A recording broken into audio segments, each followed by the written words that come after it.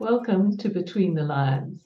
Today I am joined by my co-host and president of Beaumaris Lions Club, Leigh Hutton, and our guest is First Vice District Governor Lyn Perera. She is here to talk about her theme for her upcoming District Governor year, Embrace Diversity. And we chat about the theme and how it can be used to embrace change and drive growth in our club. Take it away, Leigh. Lyn, could you tell us about yourself and your role as First Vice District Governor, please? My journey with Lions began in 2016 when I was contacted by a friend who said that they were rejuvenating their Lions Club and the wives and friends were going to build it up and get it moving again. We're down to about 6 or 7 members. And I joined after reluctantly saying that I'm too busy, but that changed. I got more busy. The first 2 years I was treasurer, and then vice president, LCO chair, a few other bits and pieces along the way, and director, and began my district governor journey after 2 years, nearly 3 years of zone chair as well. And now I'm on the verge of becoming district governor of 64 clubs across Victoria. As you're coming into your district governor year, I know that your theme is going to be diversity. Could you just expand on what you mean by diversity, how that sort of applies to growing membership? Yes, the full theme is going to be Embrace Diversity, with the idea of getting clubs to think outside the square. Each of our 1.4 million members around the world are very different, and that difference makes us strong because we are from all different walks of life. We have different interests and so forth. Diversity has a broad outreach and covers gender, sexuality, ethnicity, religion, age, and abilities as well. And they are defining characteristics of how Lions are. And we need to mirror our community. And that means being inclusive of younger age people who can only give us 2 hours a month. There's nothing wrong with them being members or helping us as clubs. The leadership is where I see a big growth. We need to have diverse leadership, and I can explain that further if you wish. Yes, please go ahead, Lyn. Love to hear that. Good leadership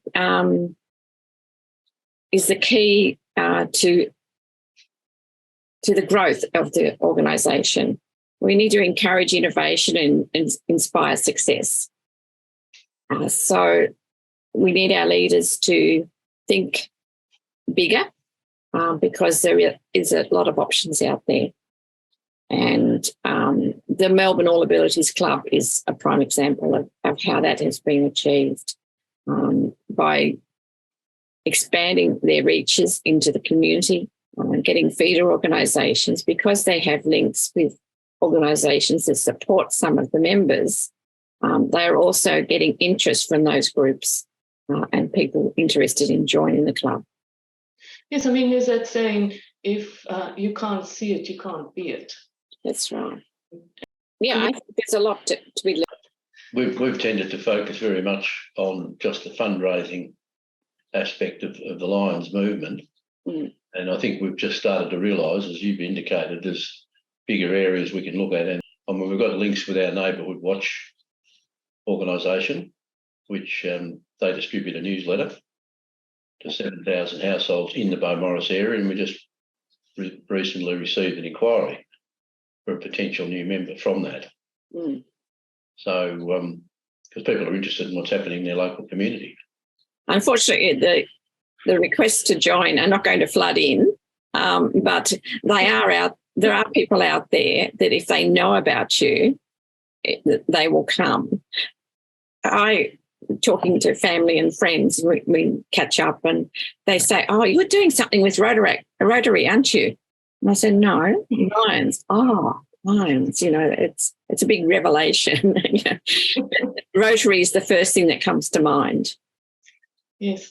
And we have to change that. But there's a saying that says change can't be managed, but it can and should be facilitated. With your emphasis on club leaders stepping up in your year, what do you feel about change? Oh, I think change is good. If we don't change, we don't grow. And I'm not talking just about Lions clubs. As people, we have to adapt to what our children are doing, what our grandchildren are doing, and understand their different points of view. And part of that is incorporate that into our Lions clubs. We need to be conscious of the way, as leaders, we communicate. We need to be informed about our business, which is the Lions organisation. We need to understand what the Lions organisation does, how it works. And one of the big things I see is that the presidents of the clubs need to encourage their members to attend training and for themselves to attend training. Some of it is reliving what you've done in your corporate world, but other parts of it are identifying how it relates to your Lions world. You need to be aware leaders, leaders aware of what their members are putting into their club and give praise where it's due. We need to let others share their expertise and talents. You identify someone who has a talent in doing interviews, such as yourself, make use of it. And this is what we need to do, is understand our members and know what they're about and create opportunities for them to work together with others in their team, and also for the leaders to let go.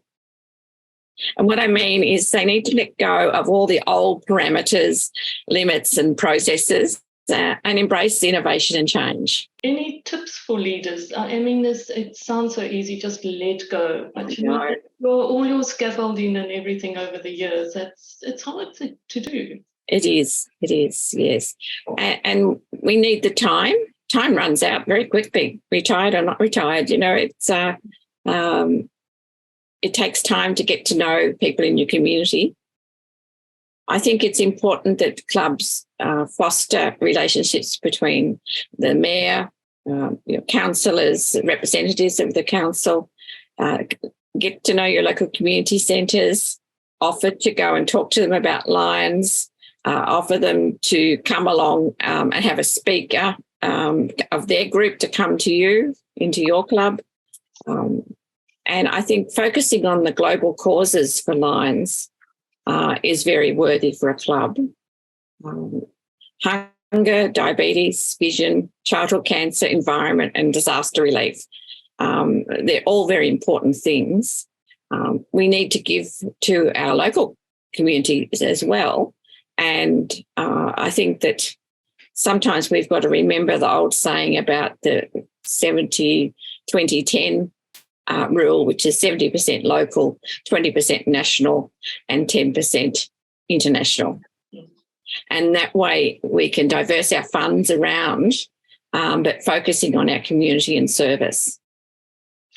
We've always found that it's kind of difficult to find those good service projects locally in our community. Any tips for clubs you've got a wealth of experience, any tips for clubs out there about how to go about finding those really good local projects? Yeah, I think that what I mentioned before about getting to know your local councillors, and other larger charities, even something like St Vincent de Paul, that they get to. There's smaller groups too that are doing things in the community already to help. I know one club or a couple of clubs in one zone who have helped revamp the kitchen of a halfway house. So you don't get that information by just sitting at home. You have to go out and look for it and meet the right people. So look at other service organisations that are doing things and say, we'd like to help with one of your projects. If we need funding, we can apply for it. because something like that, you can get funding through our foundations. So even if it's a small one, dollar for dollar one through ALF, if it's a small project, or if it's a larger project, you do both.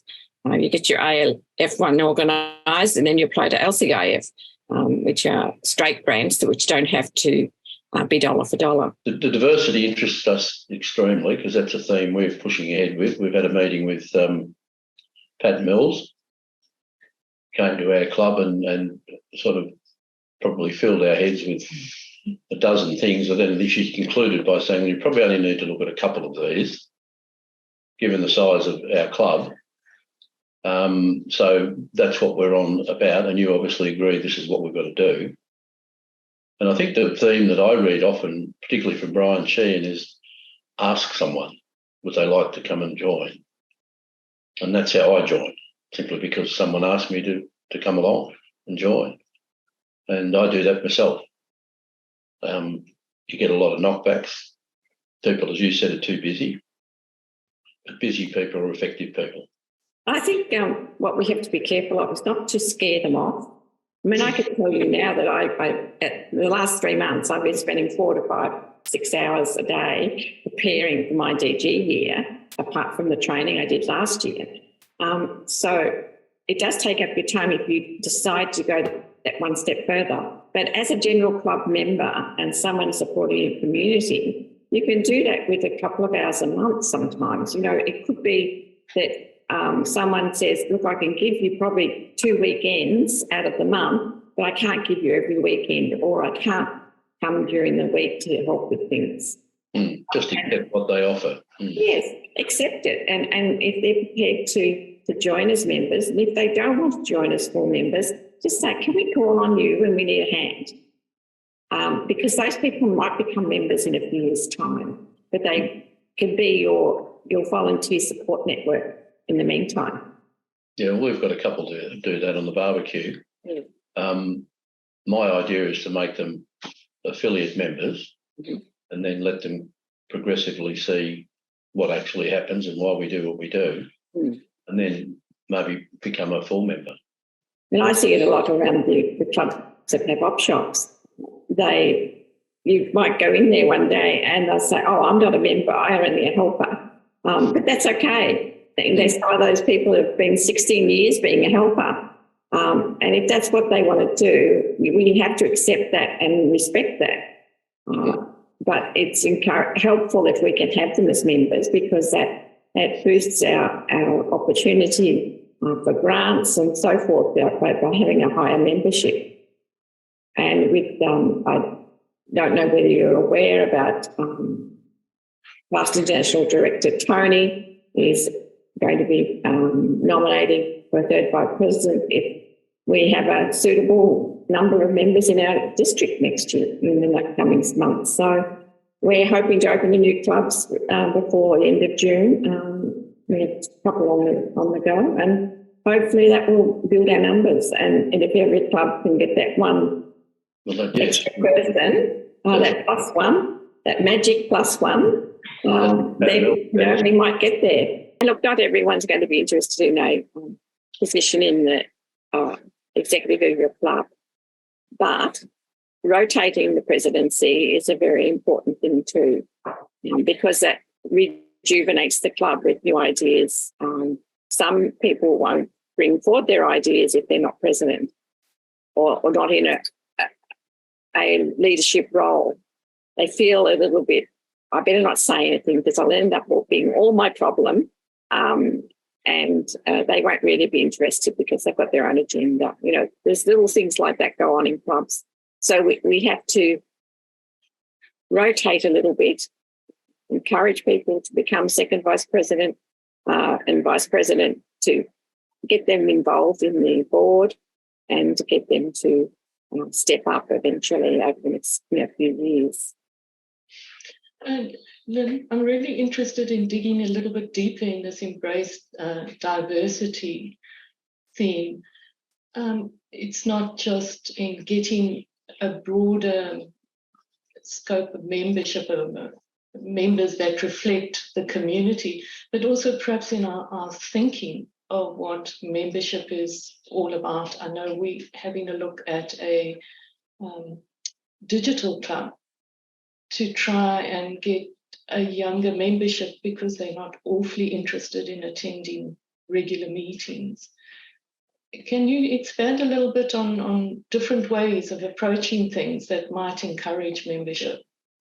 And the virtual clubs are quite good, as long as you can find a primary focus for that group. Generally, if it might be something where they're into the environment, being younger people, they love it too. They look at how our environment is, and they're very conscious of it and very passionate about it.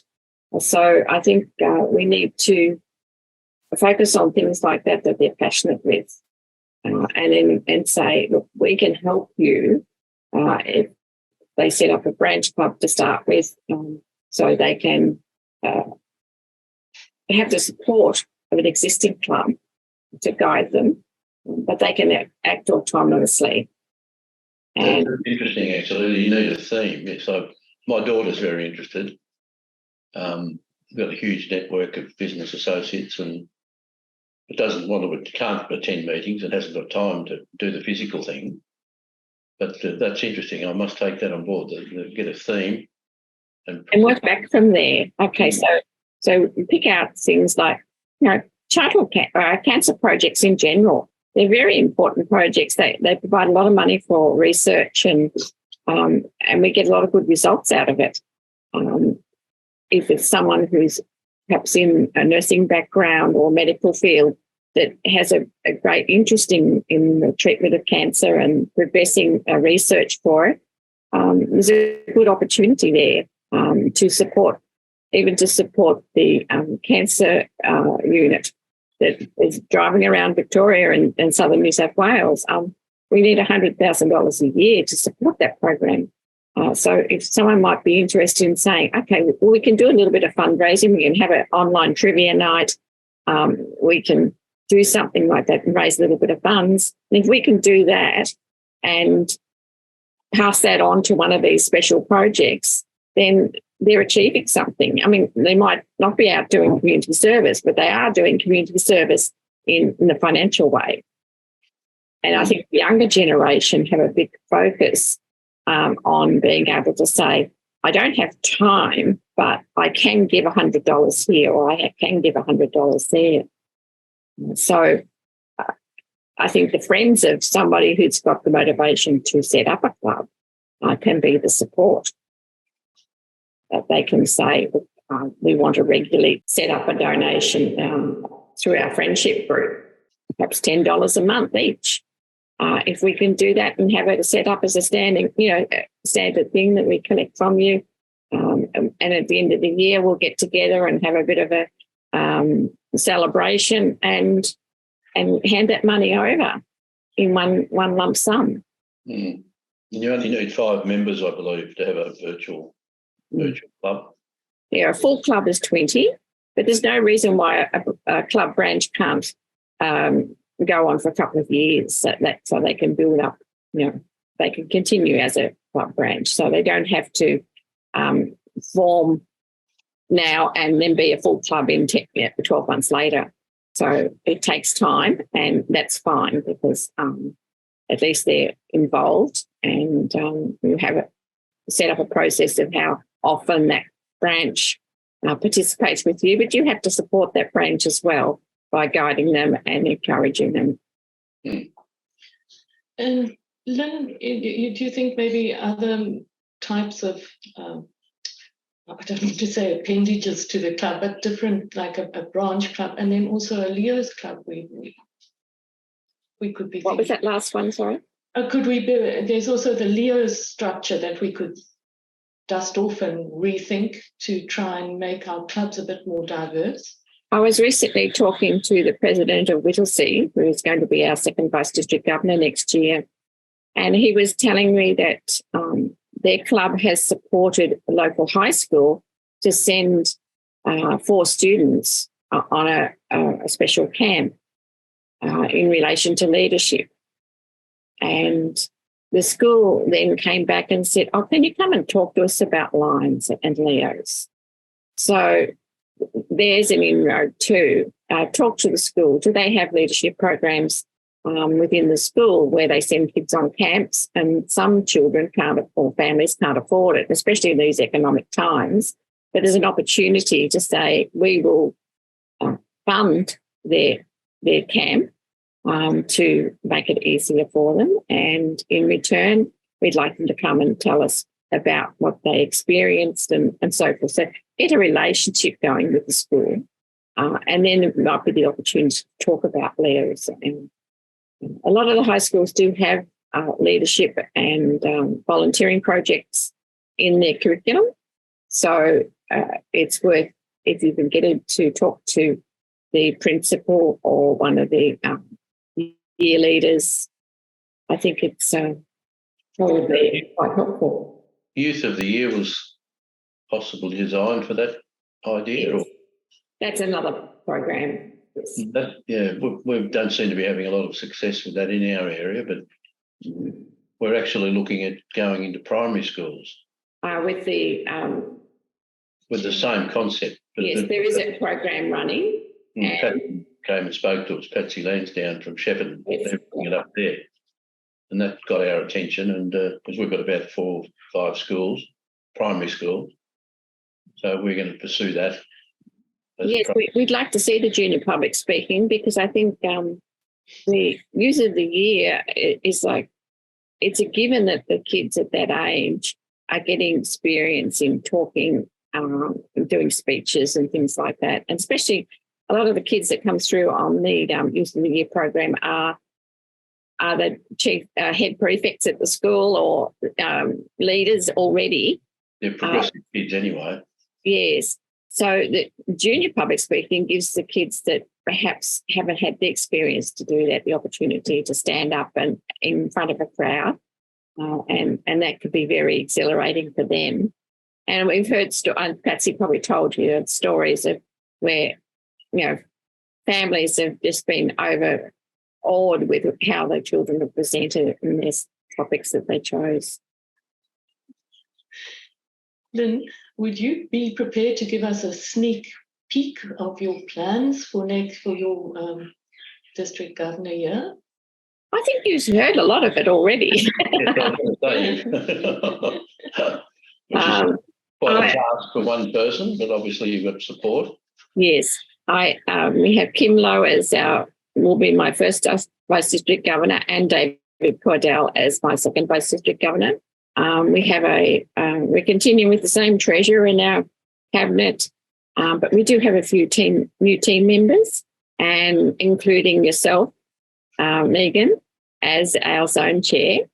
And really excited to see new faces coming onto the district portfolios. The executive has not changed a lot because we're all moving up that one step. But as far as zone chairs and portfolio holders, we have had a few changes. So watch the space. And then a final question. How do you manage to do what you do? That is such a huge amount. What's your secret? Well organised, I would say. I've got an understanding husband. But it's a matter of just applying yourself, of course, and that I think I was in good stead because I worked from home for 2 years before I gave up work last August to concentrate on this project, because it is a project, and it's like being a middle manager where you have to manage people, you have to plan. I've got meetings later today on strategic planning, another one next week on budgets, and another one on, I think, our global membership team. So there's little meetings happening all the time online, and thank goodness for Zoom and Teams, because the driving would be crazy. You'd be going all over the place, and people don't have time to include travel in their day. And some people are still working. And I know I found it difficult when I was working. I was sort of going from one computer to the other. trying to send this email out and do my work, and it was a bit of a struggle. But now I suppose I just want to keep going for this next year and do my best. I can't do more than my best. I just do what I can, and I hope that what I'm doing will in some way bring a smile to a hungry child or a family in need. And for the future, I'd like to see our clubs and district continue their good work for many more years. The foundation was laid back in 1917 in America with Melvin Jones when he started the first Lions Club in Chicago. And we have the responsibility as members to ensure that the organisation continues and helps millions of people around the world. Do you think 1 year as a district governor is sufficient to get enough done? It always seems a bit limiting to me that 1 year. Yes, it is a little bit, and that's where our 5-year strategic plan is a bit of a guide for us. We had a new plan developed last year, and that will be tweaked this year, but it won't be reinvented. So a lot of the things we want to do are based around keeping our clubs going, as our current district governor says, sustain our membership, sustain our clubs, So a lot of it is based around that. And we have to just pick up and follow on from the previous governor in a way sometimes. We can't reinvent the wheel in 12 months. And even the same when you're a president, you can't change everything in 12 months. You'll lose people. So you have to nurture those people and continue to keep a steady ship. Lyn, thank you so much for joining us. Really enjoyed chatting to you. Very enlightening. Thank you, Lyn. Thank you.